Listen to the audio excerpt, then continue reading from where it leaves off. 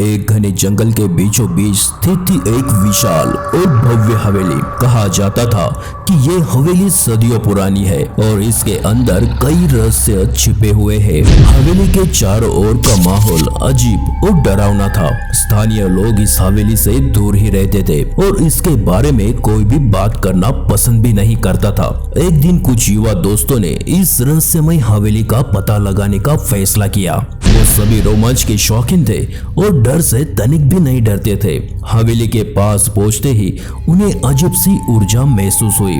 हवा ठंडी थी और आसपास सन्नाटा पसरा हुआ था। हवेली का बड़ा लकड़ी का दरवाजा धीरे धीरे खुल गया, जैसे कि उन्हें कोई अंदर बुला रहा हो।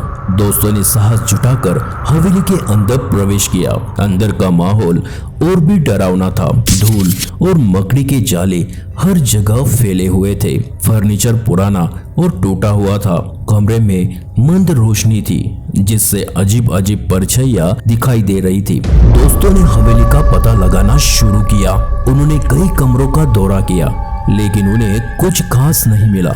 अचानक उन्हें एक कमरे से चीखने की आवाज सुनाई दी। वो डर गई, लेकिन फिर भी आगे बढ़ने का फैसला किया। जैसे ही वो कमरे में दाखिल हुए, उन्होंने देखा कि एक भयानक आकृति उनके सामने खड़ी है। ये आकृति एक महिला की तरह दिख रही थी, लेकिन उसके चेहरे पर कोई आंखें, नाक या मुंह नहीं था। उसके बाल बिखरे हुए थे, उसके कपड़े फटे हुए थे। वो हवेली में भटकती हुई आत्मा थी। सभी दोस्त डर के मारे चीख पड़े और हवेली से भागने लगे। उन्होंने पीछे मुड़कर भी नहीं देखा। वो जानते थे कि उन्होंने जो कुछ भी देखा था वो सच था। उस दिन के बाद उन्होंने कभी उस अंधेरी हवेली में जाने का साहस नहीं किया। आज भी अंधेरी हवेली जंगल में खड़ी है। इसके रहस्य अभी अनसुलझे हुए हैं। कहा जाता है कि जो कोई भी हवेली में प्रवेश करता है वो वापस नहीं आता। क्या आप इस रहस्यमय हवेली का पता लगाने का साहस रखते हैं? तो कमेंट में जरूर बताएं।